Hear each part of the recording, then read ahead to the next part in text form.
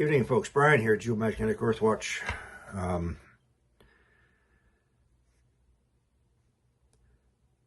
Monday, December 1st, 2025. Let's talk about what might be coming our way from the sun, but let's do so in a common... Are you serious? Are you serious? Everybody get a cup of coffee and just calm down. Calm down. But there's been a massive solar flare, eruption, exploding upon the sun. I'm going to tell you all about it. Don't listen to idiots like that, okay? Don't.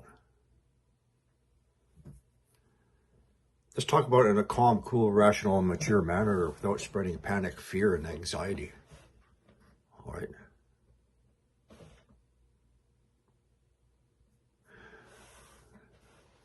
Let's get into it.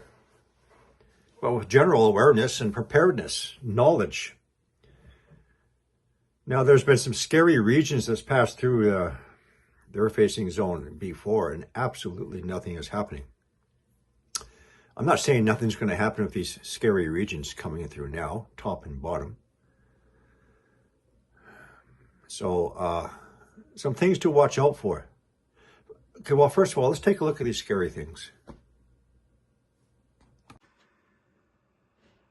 All right, so first we're talking about the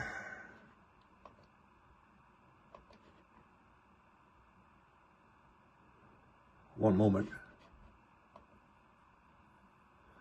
We're talking about the northeast quadrant of the sun, our X 1.95 flare.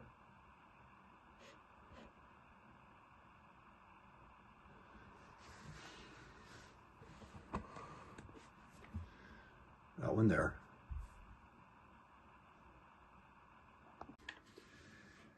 And this information is from the SolarHam website. It's always appropriate to mention the source of the images that you are showing to give the other person credit. SolarHam.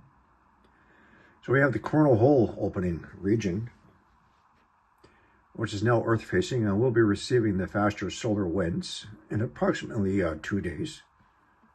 We'll talk about that in a moment.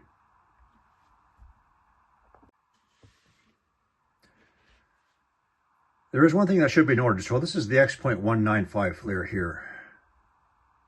0240 UTC, today's date. Now, roughly, approximately, these large flares happen every 18 to 36 hours. There is no exact time frame. So 0250 UTC, approximately. And it's already been 24 hours.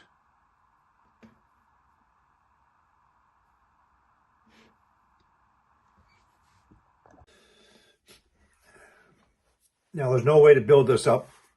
I mean, there's no,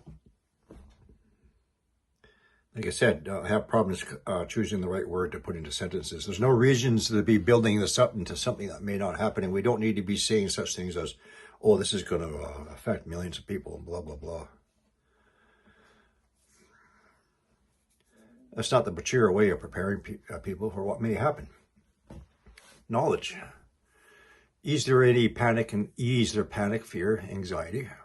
Okay, we don't need that. So I'll talk about a few things. First of all, that coronal hole opening, which releases the faster solar winds exceeding the normal background level speed. So the normal background speeds of the solar winds are anywhere from 250 to, say, 350 kilometers per second, normally. What should be noted is that, so the impact into our planet, impacting into our magnetosphere, from a continuous flow, from a coronal hole opening, continuous, can have more of a detrimental effect because it's a long-term duration effect. It can last days, okay? Whereas the duration from a CME, you know, that's just basically as one punch. Might be a few minutes, might be a few hours. There could be a trail of CMEs. So that's the second point. The second point is If you have a succession of CMEs, a freight train, as they call it. Hey, by the way, every single person out there got that term from me. Freight train of CMEs. Anyway. So if you have one or two CMEs, that sweeps away or clears the path for any subsequent larger CMEs. So the first one or two clears the path for creating a path of least resistance for the larger, stronger one coming in. If you can understand that. It makes the pathway unobstructed for any subsequent CME. So this is something we need to be watching out for the both regions, top and bottom. Okay.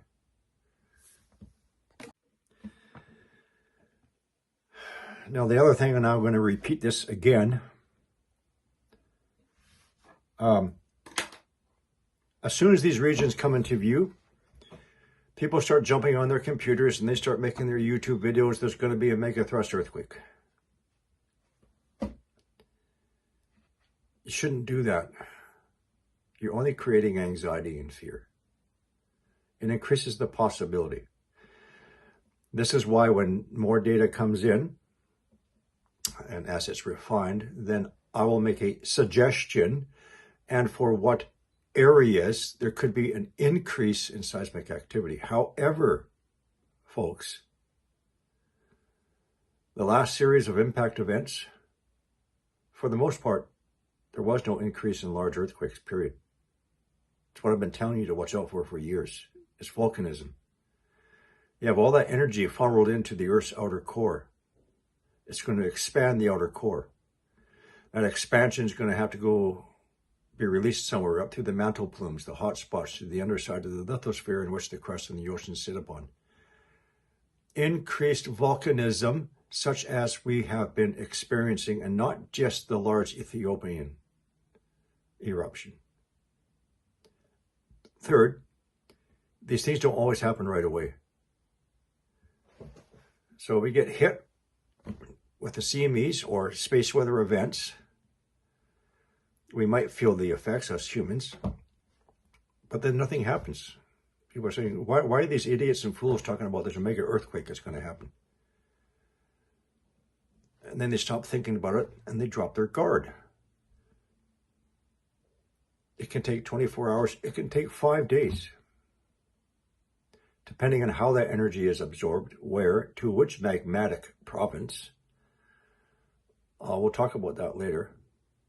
And how long it takes for that energy to rise through the mantle plumes, such as Ethiopia and elsewhere.